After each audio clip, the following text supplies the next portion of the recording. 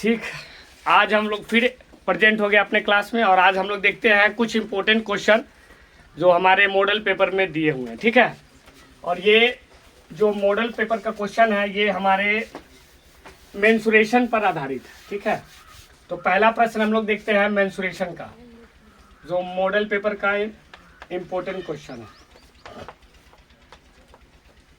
Mensuration, सबसे पहला प्रश्न हम लोग देखते हैं कि एक प्रश्न दे रखा है 7 सेमी त्रिज्या वाले वृत्त की परिधि होगी। 7 सेमी त्रिज्या वाले 7 सेमी त्रिज्या वाले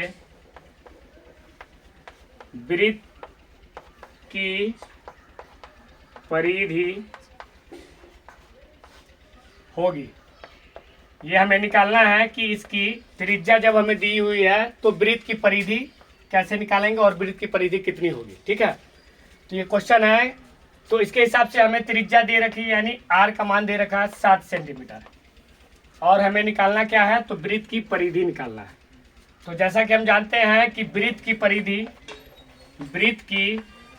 परिधि बराबर होता है 2 पाई आर। क्या होता है, 2 पाई आर, जहाँ पर पाई का वैल्यू होता है 22/7 या फिर 3.14, या फिर अगर डिग्री में हम लेते हैं पाई का वैल्यू तो कितना होता है 180 डिग्री। कितना होता है 180 डिग्री। तो इसमें हम रखते हैं पाई का वैल्यू 2 इंटू पाई का वैल्यू होता है 22/7 इंटू आर का वैल्यू होता है 7। 7 से 7 कैंसिल करेंगे, आएगा 2 गुने 22, 22 दूना 44, ये हो जाएगा हमारा परिधि 44 सेंटीमीटर। यही हमारा वृत्त की परिधि निकल के आएगा। और इस तरह के प्रश्न आपको ऑब्जेक्टिव में जो 1 मार्क्स में आते हैं। तो आज हम लोग कुछ 15 क्वेश्चन करेंगे जो 1 मार्क्स में पूछा जाता है, और ये मॉडल सेट का है। मॉडल सेट का ये क्वेश्चन है। ठीक है, तो मॉडल सेट में जो भी इंपॉर्टेंट क्वेश्चन सब है उसको आज हम लोग हल कर रहे हैं। ठीक है, इसके बाद अगले प्रश्न को देखते हैं। इसी के हिसाब से अगला जो प्रश्न है हमारा उसको देखते हैं। ठीक है,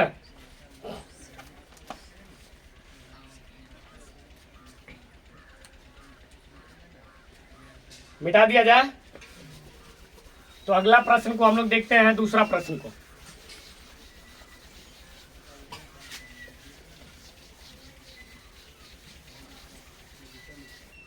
दूसरा प्रश्न है मेंसुरेशन से ही। दूसरा प्रश्न है, एक वृत्ताकार वलय की भीतरी, एक वृत्ताकार वलय की भीतरी, ठीक है, एवं बाहरी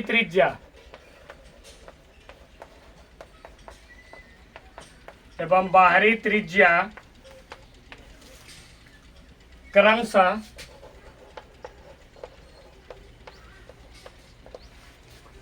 7 सेमी एवं 10 सेमी, 7 सेमी एवं 10 सेमी है। वलय का क्षेत्रफल होगा, वलय का क्षेत्रफल होगा। तो आप लोग को निकाल के बताना है कि वलय का क्षेत्रफल कितना होगा। जैसे एक वृत्ताकार वलय दिया है तो वलय की भीतरी एवं बाहरी त्रिज्या, 2 तरह की त्रिज्या वलय में दिया रहता है। वलय का मतलब होता है रिंग। क्या होता है इसका मतलब, रिंग। ठीक है, तो जिसमें एक बाहरी त्रिज्या होती है और एक भीतरी त्रिज्या होती है वलय में। वलय इसको कहते हैं, है ना। यहाँ पर एक सेंटर है और ये हो गई हमारी भीतरी त्रिज्या स्मॉल आर, बाहरी त्रिज्या कैपिटल आर, है ना। इसी को हम लोग कहते हैं वलय। क्या कहते हैं, वलय, है ना। और ये वलय इसको कहते हैं, इसी को इंग्लिश में कहते हैं रिंग। क्या कहते हैं हम लोग, रिंग, या फिर हिंदी में कहते हैं छल्ला भी कहते हैं इसको, बहुत सारे नाम से जानते हैं। ठीक है, तो इसकी भीतरी त्रिज्या यानी स्मॉल आर दे रखी है, कितनी दे रखी है, 7 सेमी। कितना दे रखा है, 7 सेमी, है ना। और बाहरी त्रिज्या यानी कैपिटल आर दे रखा है 10 सेमी। कितना है, 10 सेमी। तो वलय का क्षेत्रफल यानी इसका क्षेत्रफल क्या होता है उसको हम लोग फाइंड आउट करेंगे। तो सबसे पहले आप लोग क्वेश्चन देख लीजिए और इसमें दिया गया है स्मॉल आर और कैपिटल आर, जिसको स्मॉल आर को कहते हैं भीतरी त्रिज्या, कैपिटल आर को कहते हैं बाहरी त्रिज्या। तो वलय का क्षेत्रफल जो होता है वो हम पहले सूत्र लिख देते हैं। वलय का क्षेत्रफल, वलय का क्षेत्रफल बराबर होता है पाई इंटू, ठीक है, बड़का आर स्क्वायर माइनस छोटा आर स्क्वायर। ठीक है, देख लीजिए, बड़का आर का स्क्वायर माइनस छोटा आर स्क्वायर, वलय का क्षेत्रफल।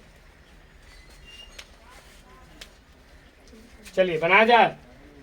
तो सबसे पहले हम लोग क्या करेंगे, इसको क्वेश्चन को हम मिटाएंगे और इसको ऊपर की तरफ बनाएंगे। ठीक है, तो क्वेश्चन को हम मिटा दिए और आगे इसका सॉल्यूशन करते हैं। तो ये हमारा दिया हुआ है, इसमें भीतरी त्रिज्या 7 सेमी और बाहरी त्रिज्या 10 सेमी है ना।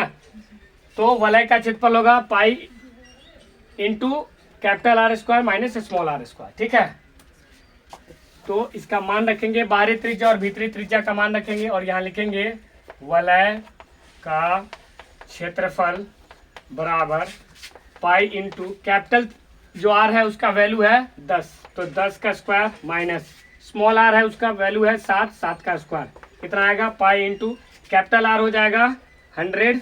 10 का स्क्वायर जो होता है, 10 का स्क्वायर क्या बताया है, 10 का स्क्वायर होता है 100, 7 का स्क्वायर क्या होता है 7 7 49।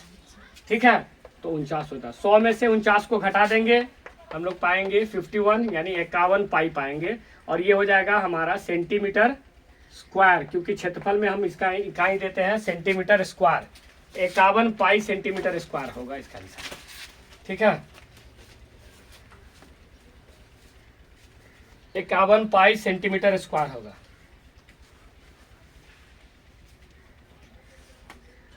ठीक है, चलिए अगला प्रश्न देखते हैं, इसको मिटा दिया जाए। चलिए अगला प्रश्न देखते हैं हम लोग।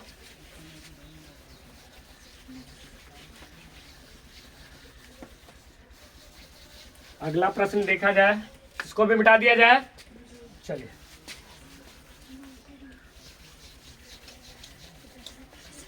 जो नेक्स्ट क्वेश्चन है वो आपके शंकु से है। किससे है, शंकु से। तीसरा नंबर, उस शंकु की तिरछी ऊंचाई क्या होगा, उस शंकु की तिरछी ऊंचाई क्या होगा, ठीक है, जिसकी त्रिज्या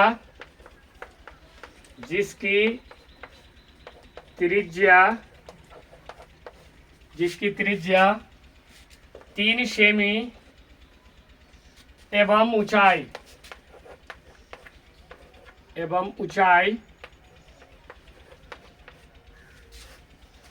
4 सेमी हो, 4 सेमी हो।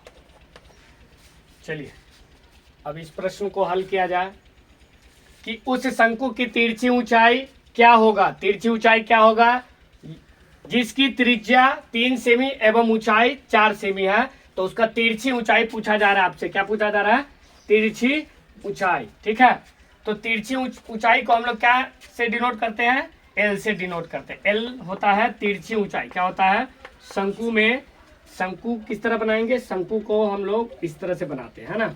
ये हमारा शंकु है, क्या है ये, शंकु। ठीक है, शंकु में ये हमारी हाइट हो गई और ये त्रिज्या। ठीक है, और इसको कहते हैं तिरछी ऊंचाई। ये हमारी हाइट h है और इसको कहेंगे स्मॉल r यानी त्रिज्या। ठीक है, ये शंकु है और शंकु में हमें l का वैल्यू निकालना है कि l कितनी होगी, तिरछी ऊंचाई कितनी होगी, है ना, तिरछी ऊंचाई कितनी होगी। ठीक है, जबकि हमें हाइट दे रखा है, हाइट कितना दे रखा है, ऊंचाई कितना दे रखा है 4 सेमी का। कितना है हाइट, 4 सेमी है ना, और त्रिज्या कितना दे रखी है 3 सेमी। कितना है 3 सेमी। ठीक है, तो तिरछी ऊंचाई निकालना है। तो तिरछी ऊंचाई के लिए एक संबंध है, पाइथागोरस प्रमेय पर आधारित एक संबंध है, L square is equal to H square जोर आर स्क्वायर, है ना। तो एल स्क्वायर हमें निकालना है, एल का मान निकालना है, तो एल बराबर होगा under root H square plus R square. ठीक है, तो अंडर रूट हम लोग पाएंगे एच स्क्वायर। ठीक है, एच हो गया 4 का स्क्वायर जोड़ आर स्क्वायर यानी 3 का स्क्वायर। ठीक है, चलिए इतना नोट डाउन करिए, फिर आगे इसको हल किया जाए। तो एल का जो वैल्यू आएगा वो एल का वैल्यू हमें क्या प्राप्त होगा, 4 का स्क्वायर आ जाने से आएगा हमें 16 और 3 का स्क्वायर 9, 16 9 25 अंदर रूट 25 यानी 5 सेमी जो हो जाएगा इसकी एल हो जाएगी, यानी तिरछी लंबाई होगी। एल का जो वैल्यू आएगा वो आएगा 5 सेमी। कितना आएगा, 5 सेमी, जो हमारे आंसर हो गया। तिरछी ऊंचाई जो जिसको हम एल से सूचित किए हैं। ठीक है, तो एल का वैल्यू हमें कितना फाइंड आउट हुआ है, एल 5 सेमी का आया। कितना आया, 5 सेमी। ठीक है, इस तरह से हम फिर अगला प्रश्न देखते हैं, चौथा नंबर प्रश्न। ये एक बेलन का प्रश्न है। किसका प्रश्न है, बेलन का। चलिए अगला प्रश्न लिखते हैं हम लोग।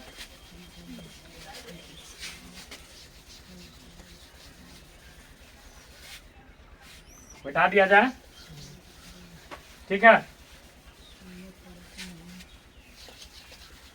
और आगे प्रश्न लिखते हैं हम लोग। ठीक है, चौथा नंबर प्रश्न है, किसी बेलन की ऊंचाई, किसी बेलन की ऊंचाई, किसी बेलन की ऊंचाई, ठीक है, 14 सेंटीमीटर तथा 14 सेंटीमीटर तथा वक्र पृष्ठीय क्षेत्रफल तथा वक्र पृष्ठीय क्षेत्रफल, वक्र पृष्ठीय क्षेत्रफल 264 सेंटीमीटर स्क्वायर है ना। है तो बेलन का आयतन, है तो बेलन का आयतन बताए। क्या बताना है, बेलन का आयतन निकालना है। क्या निकालना है, बेलन का आयतन। ठीक है, कि बेलन का आयतन कितना होगा। ठीक है, चलिए इसको मिटा दिया जाए। पहले प्रश्न को समझिए फिर आगे सॉल्व करिए। ठीक है, तो प्रश्न को पहले समझना जरूरी है कि प्रश्न में दिया क्या है ना। एग्जामिनेशन में भी आप लोग को बनाने से पहले ये चीज ध्यान में देना है कि हमें दिया क्या है और निकालना क्या है। ठीक है, अगर आपको एग्जामिनेशन में क्वेश्चन में क्या क्या दिया है सबसे पहले हम उसको लिखेंगे। पहले लिखा है कि भाई ये बेलन है, क्या है, बेलन है, तो सबसे पहले हम बेलन का एक चित्र बनाएंगे और ये चित्र अच्छे ढंग से बनाएंगे पेंसिल के द्वारा। ठीक है, तो बेलन का एक चित्र बना लिए, एक तरह का मान के चलिए ये बेलन है। बेलन में ये इसकी हाइट है जिसे एच कहते हैं, ये इसकी त्रिज्या है ना, ये इसकी त्रिज्या है। तो ये कह रहा है कि बेलन की ऊंचाई 14 सेंटीमीटर। कितना है, बेलन की ऊंचाई दे रखा है 14 सेंटीमीटर, ऊंचाई दे रखा है, यानी एच का वैल्यू कितना दे रखा है, 14 सेंटीमीटर है ना। तथा वक्र पृष्ठीय क्षेत्रफल दे रखा है 264 है ना सेंटीमीटर स्क्वायर। तो वक्र पृष्ठीय क्षेत्रफल दे रखा है, तो बेलन का, किसका है, बेलन का वक्र पृष्ठीय, बेलन का वक्र पृष्ठीय जो क्षेत्रफल है, वह वक्र पृष्ठीय क्षेत्रफल है वो कितना दे रखा है, 264 सेंटीमीटर स्क्वायर। और आपसे पूछ क्या रहा है, ये सब दिया हुआ है और आपसे पूछ क्या रहा है कि बेलन का आयतन बताए। क्या बताए, बेलन का आयतन। क्या बताने के लिए कह रहा है, बेलन का आयतन। ठीक है, तो बेलन का आयतन आपसे कह रहा है निकालने के लिए, तो बेलन का आयतन क्या होगा। ठीक है, इतना सवाल में कह रहा है कि ये ऊंचाई जो है वो 14 सेंटीमीटर दे रखी है, बेलन का वक्र पृष्ठीय क्षेत्रफल दे रखा है इतना, और बेलन का आयतन आपसे पूछ रहा है। ठीक है, कि बेलन का आयतन हम लोग कैसे निकालेंगे। ठीक है, तो क्वेश्चन को हम लोग मिटाते हैं, क्वेश्चन को रब करते हैं और आगे इसको देखते हैं। फिगर आप लोग ऐसे एग्जामिनेशन में भी सेम टू सेम फिगर बनाना जरूर है, क्योंकि फिगर पर आपको फुल मार्क्स दिया जाता है ना। फिगर नहीं रहने से आपका नंबर काटा जा सकता है, लेकिन फिगर रहने से पूरा का पूरा अगर सही रहता है आपका आंसर तो पूरा का पूरा मार्क्स आपको मिल जाएगा। ठीक है, तो मेंसुरेशन में जितने भी प्रश्न आएंगे सब में फिगर जरूर बनाइएगा। जैसे बेलन हो गया, शंकु हो गया, गोला हो गया, वृत्त हो गया, त्रिभुज हो गया, उसमें आपका फिगर बहुत मायने रखता है और फिगर से ही आधा प्रश्न आपको हल हो जाता है। बस आधा आपको कैलकुलेशन करना पड़ता है, आधा फिगर से ही। तो बेलन का आयतन हम लोग फटाफट लिखते हैं, कि बेलन का आयतन क्या होता है, बेलन का आयतन, बेलन का आयतन होता है पाई आर स्क्वायर एच होता है ना, पाई आर स्क्वायर एच। तो पाई का मान तो हमें पता है कि पाई का मान होता है 22/7। आर का मान तो हमें नहीं दे रखा, नहीं दे रखा है, तो आर का मान तो हमें नहीं दे रखा, तो आर का मान पहले निकालना पड़ेगा। और एच जो है, एच हमें कितना है 14 सेंटीमीटर, कितना है एच 14 सेंटीमीटर। तो सबसे पहले हमको आर का मान निकालना पड़ेगा, ठीक है। आर का मान कैसे निकालेंगे, तो बेलन का वक्र पृष्ठीय क्षेत्रफल से आर का मान हम लोग निकालेंगे, ठीक है। चलिए इसको भी मिटा दिया जाए फिगर को, ठीक है। तो सबसे पहले आर का वैल्यू हमें निकालना पड़ेगा, ठीक है। तो इसके लिए हम यहाँ पे लिखेंगे बेलन का, क्या लिखेंगे, बेलन का वक्र पृष्ठ क्षेत्रफल। बेलन का वक्र पृष्ठ क्षेत्रफल क्या होता है 2 पाई आर एच, क्या होता है 2 पाई आर एच, ठीक है।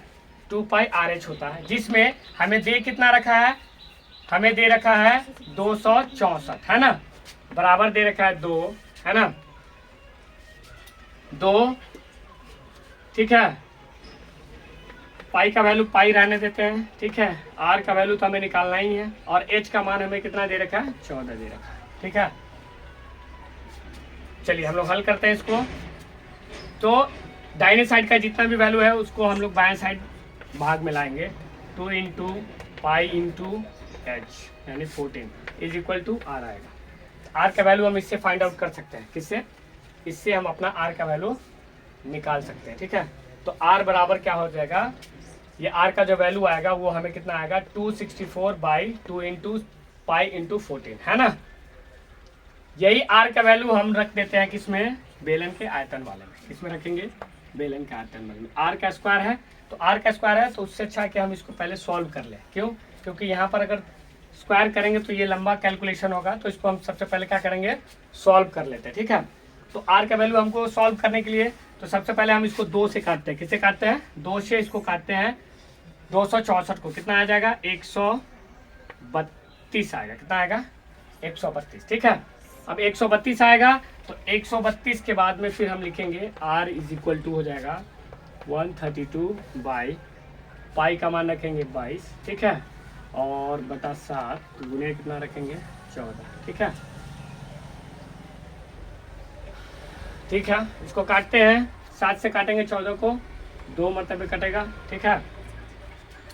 और फिर 2 से हम इसको अगर काटते हैं, 2 से काटते हैं किसको 132 को, 2 से 132 को काटेंगे तो 66 मरतबे कटेगा, ठीक है। फिर r इज इक्वल टू आ जाएगा कितना हमें 66/22 यानी r से 3 मरतबे कटेगा, यानी त्रिज्या का जो मान आएगा वो 3 सेंटीमीटर आएगा, कितना आएगा 3 सेंटीमीटर। जो हमें त्रिज्या का मान निकल के आएगा वो आएगा 3 सेंटीमीटर, कितना आएगा r बराबर हो जाएगा 3 सेंटीमीटर, कितना आएगा 3 सेंटीमीटर, ठीक है। तो यहाँ पर r का वैल्यू हम रख देते हैं 3 सेंटीमीटर स्क्वायर है ना। 7 से काटेंगे 14 को, 2 मरतबे कट के आ जाएगा 22 गुने 3 का स्क्वायर होगा 9 गुने 2, ठीक है। अब इसको मल्टीप्लिकेशन कर देंगे, ठीक है। पहले इसको रब किया जाए, आप इतना नोट कर लिए तो, ठीक है।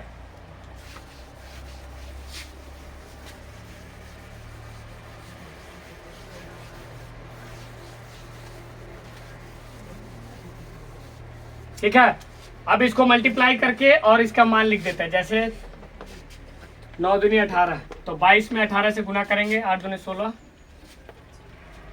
16 और 1 17, ठीक है, 2 और 2 6 9 3 396, कितना आएगा 396।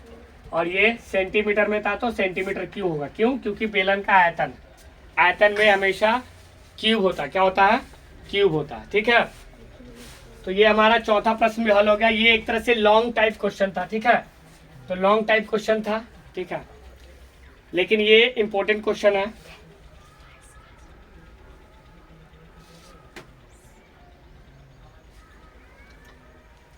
हो गया। अब इसके आगे एकदम से इजी सवाल आपसे पूछा गया है 5वां नंबर में, ठीक है, बिठा दिया जाए।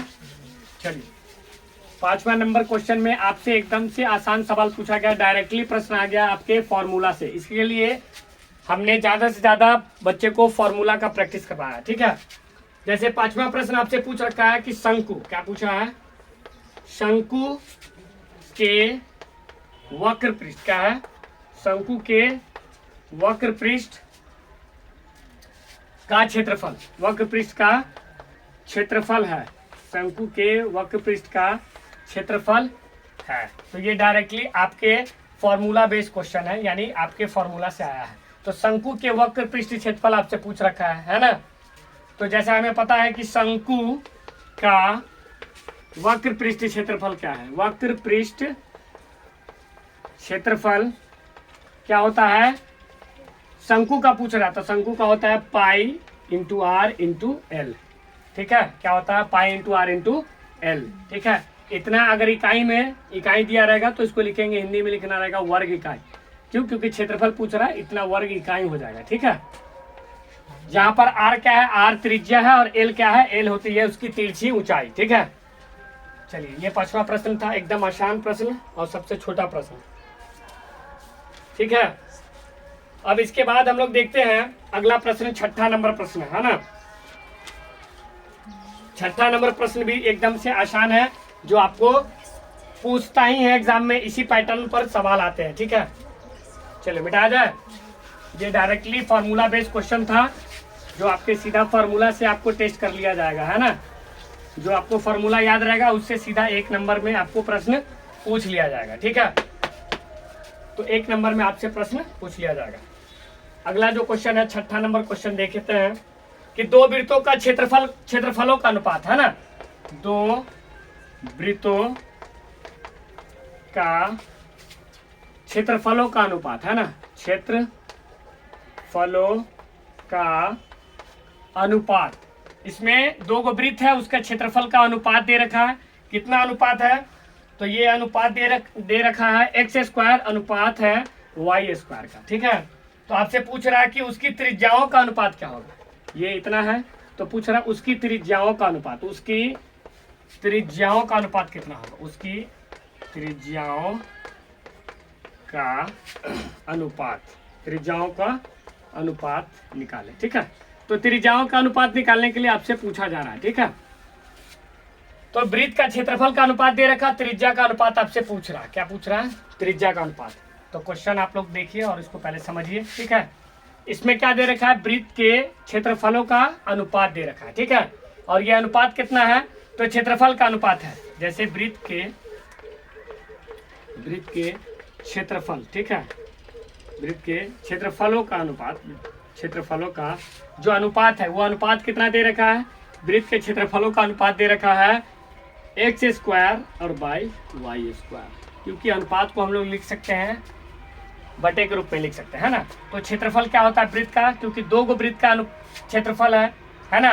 तो पहले अगर मान के चलते, पहले हम लिखते हैं पाई r1 का स्क्वायर, ठीक है, और दूसरे को लिखते हैं पाई r2 का स्क्वायर, क्योंकि अनुपात 2 त्रिज्याओं का अनुपात पूछा जा रहा है। तो x² बाई y², ठीक है। पाई से पाई को कैंसिल करेंगे तो हमें क्या मिल के आएगा, r1 बाई r2, ठीक है, का होल स्क्वायर बाई हो जाएगा x बाई y का होल स्क्वायर, है ना।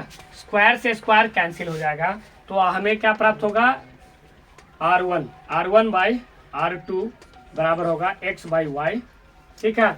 यानी त्रिज्याओं का अनुपात अगर हमसे पूछेगा तो कितना हमें प्राप्त हो रहा है, त्रिज्याओं का अनुपात हो रहा है x अनुपात y। कितना हो रहा है, x अनुपात y, ठीक है। चलिए, ये सब 1 नंबर में पूछने वाला प्रश्न है, जो 1 नंबर में ही आपको आएगा, ऑब्जेक्टिव टाइप क्वेश्चन है ना। और फिर अगला प्रश्न भी है डायरेक्टली आपके फॉर्मूला बेस्ड क्वेश्चन है, ठीक है। तो फॉर्मूला बेस्ड क्वेश्चन ज्यादा आते हैं मेंसुरेशन और त्रिकोणमिति में, तो कोशिश करें कि हमने जितने भी त्रिकोणमिति और जितने भी मेंसुरेशन का फॉर्मूला आपको बता रखा है, सबको एक नज़र से अच्छी ढंग से वीडियो को बार बार देखें और उसको समझे, क्योंकि एग्जामिनेशन में डायरेक्ट आपको फॉर्मूला बेस्ड क्वेश्चन पूछ दिया जाता है। जैसे हमने 5वां नंबर प्रश्न देखा है, 6ठा नंबर प्रश्न भी देख रहे हैं और 7वां भी देखेंगे, ठीक है। इसको मिटा दिया जाए। चलिए, ठीक है, चलिए आगे का प्रश्न लिखते हैं। 7वां नंबर प्रश्न क्या कह रहा है कि आर त्रिज्या वाले अर्धवृत्त की परिमिति होती है, आर त्रिज्या वाले अर्धवृत्त अर्धवृत्त की प्रमिति होती है। आर त्रिज्या वाले अर्धवृत्त की परिमिति होती है ना। आपसे पूछा जा रहा है कि कितनी होती है, ठीक है। आर त्रिज्या वाले अर्धवृत्त की परिमिति पूछ रहा है, ठीक है। वृत्त है वो भी कैसा वृत्त है, अर्धवृत्त है, ठीक है। तो मान लीजिए ये अर्धवृत्त है ना। ये क्या है, अर्धवृत्त है ना। ये अर्धवृत्त है, ठीक है। अब ये अर्धवृत्त है और इसकी क्या पूछा जा रहा है हमसे, इसकी पूछा जा रहा है हमसे प्रमिति। क्या पूछा जा रहा है, प्रमिति। तो ये भी त्रिज्या होती है और ये भी त्रिज्या होती है अर्धवृत्त में, है ना। और इसकी परिमिति पूछी जा रही है। तो अर्धवृत्त की परिमिति क्या होगा, पहले नंबर बात है कि अर्धवृत्त की परिमिति लिखने के लिए हम पहले वृत्त की परिमिति जानेंगे, ठीक है। तो वृत्त की परिमिति क्या होती है, 2πr होती है। कितनी होती है, वृत्त की परिमिति जो होती है या परिधि, परिमिति को और किस नाम से जानते हैं, परिधि के नाम से, है ना। तो वृत्त की परिमिति या परिधि होती है 2πr, ठीक है। इसी तरह अर्धवृत्त की परिमिति हम लोग लिखेंगे, क्या लिखेंगे, अर्धवृत्त की परिमिति। क्या लिखेंगे, अर्धवृत्त की परिमिति। तो अर्धवृत्त की परिमिति बराबर, अर्धवृत्त की परिमिति कितनी हो जाएगी, वृत्त की परिमिति की आधा होगा πr, ठीक है। ये वाला जो सेक्शन होगा, ये जो सेक्शन होगा इसके बदले क्या आएगा, πr। क्या आएगा, πr होगा ना। और उसके बाद ये भी तो सेक्शन होगा, इसकी लंबाई, तो ये r है तो ये भी r है, ठीक है। तो πr प्लस 2r क्या हो जाएगा, 2r, ठीक है। तो इसकी जो अर्धवृत्त की परिधि हो जाएगी वो कितनी हो जाएगी, r कॉमन लेंगे, पाई प्लस 2 हो जाएगा। कितना हो जाएगा, पाई प्लस 2 या फिर πr प्लस 2r, ठीक है। यही आपको इसका इकाई जितना रहा, इकाई लिख देंगे, इकाई जो भी इकाई में रहे, सेंटीमीटर रहे या फिर मीटर इकाई रहे, ठीक है। तो आप लोग ज़्यादा से ज़्यादा हमारे वीडियो को देखिए और इसको लाइक करिए, सब्सक्राइब करिए और शेयर करिए हमारे चैनल को, ठीक है। और देखिए ये डायरेक्टली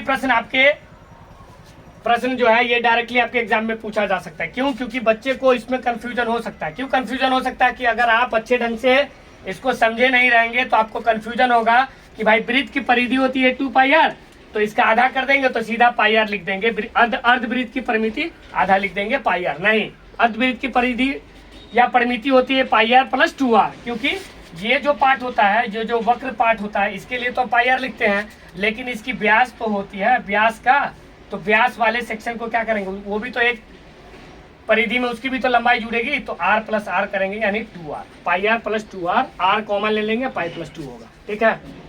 तो इस तरह से प्रश्नों को समझ करके बनाना है कि एग्जामिनेशन में कम से कम गलती करें और ज़्यादा से ज़्यादा प्रश्न सही हो पाए। आपके एग्जाम में 50 नंबर का एक नंबर ही आता है, ठीक है। 50 नंबर का, उस 50 नंबर में कोशिश करना है कि आपको 45 प्लस लाना है। कितना लाना है, 45 प्लस, ठीक है। क्योंकि जब आप 45 प्लस लाते हैं तो आपका ये मैथ का मार्क्स कम से कम 80 नंबर चाहे 75 नंबर एकदम से आएगा। क्यों, कम से कम आएगा, क्यों, क्योंकि आप अगर 45 ऑब्जेक्टिव में ले आते हैं तो बाकी के प्रश्न में आराम से आपको कुछ, अगर उसका 30 नंबर लाना कोई बड़ा चीज़ नहीं रहेगा, चाहे 35 नंबर, ठीक है। लेकिन आपका मेन फोकस होना चाहिए ऑब्जेक्टिव में ज़्यादा से ज़्यादा सही करना। ऑब्जेक्टिव आपके लिए सही जाता है तो बाकी का भी आपका जो मार्क्स होता है वो आपको एकदम आसानी से मिल सकता है, क्योंकि ऑब्जेक्टिव नंबर बेसिस होता है, नंबर उसमें कटता नहीं है। अगर आपका सही है तो 1 मार्क्स मिलेगा तो मिलेगा, ठीक है। चलिए इसको मिटाते हैं।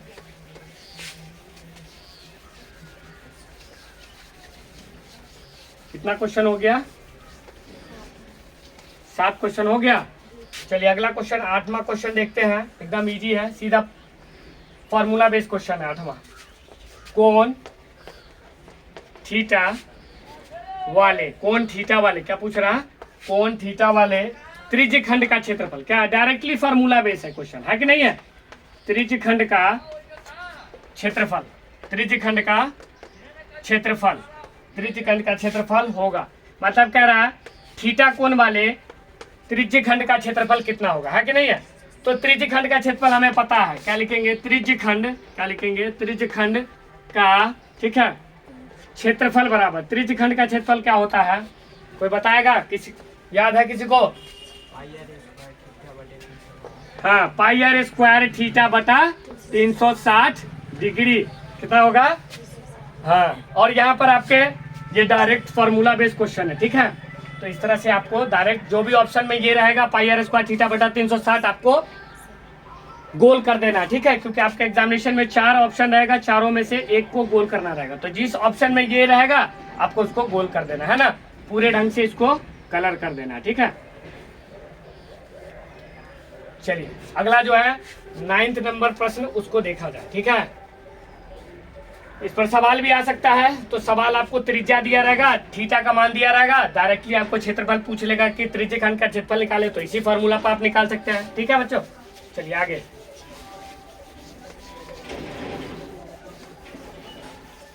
आगे देखा जाए 9th नंबर प्रश्न, ठीक है। 9th में भी डायरेक्टली फॉर्मूला आपसे पूछा गया है। क्या फॉर्मूला पूछा गया है, निम्न में से कौन वृत्त के क्षेत्रफल का सूत्र है ना, यानी आपसे पूछा गया कि वृत्त का क्षेत्रफल, क्या पूछा गया है, वृत्त का क्षेत्रफल। डायरेक्टली हम इसका सॉल्यूशन बताते हैं। आपसे पूछा गया क्वेश्चन में कि वृत्त का क्षेत्रफल क्या होता है, तो वृत्त का क्षेत्रफल सीधा होता है पाई आर स्क्वायर। क्या होता है, पाई आर स्क्वायर। जो इकाई दिया रहेगा उसको लिखेंगे वर्ग इकाई, क्या लिखेंगे, वर्ग इकाई, ठीक है। ये डायरेक्टली क्वेश्चन है, ठीक है। तो ये सब डायरेक्ट फॉर्मूला बेस्ड क्वेश्चन है, तो आप सीधा फॉर्मूला को याद करिए, ज्यादा से ज्यादा हो सके फॉर्मूला को एक तरह से रिवाइज करिए और प्रैक्टिस करिए, रटने का जरूरत नहीं, उस पर क्वेश्चन को प्रैक्टिस करिए, बस अपने आप आपको याद रहने वाला है, ठीक है। फिर अगला भी 10वां नंबर प्रश्न भी यही है कि आर त्रिज्या वाले, क्या है, आर त्रिज्या के गोले, आर त्रिज्या के गोले का आयतन होता है, का आयतन होता है, का आयतन होता है, ठीक है। आर त्रिज्या वाले त्रिज्या के गोले का आयतन होता है, क्या होता है आयतन, ये भी डायरेक्ट फॉर्मूला बेस है। तो आपको पता है कि भाई गोले का आयतन क्या होता है, सीधा गोले का आयतन लिख देना है। इसका जो है ऑब्जेक्टिव क्वेश्चन है, सीधा आपको याद होना चाहिए कि गोले का आयतन, गोले का आयतन क्या होता है, गोले का आयतन 4/3 पाई आर क्यू, और इसका इकाई क्या होगा, तो आयतन पूछ रहा है तो घन इकाई होगा। घन इकाई मतलब आपकी अगर मीटर में होगी तो मीटर क्यूब, सेंटीमीटर में होगी तो सेंटीमीटर क्यूब, ठीक है। तो आज के लिए हम लोग 10 प्रश्नों को रखते हैं और आगे देखिए इस पूरे वीडियो को। अगर पसंद आ रहा है तो इसको शेयर करिए, सब्सक्राइब करिए हमारे चैनल को और लाइक भी करिए।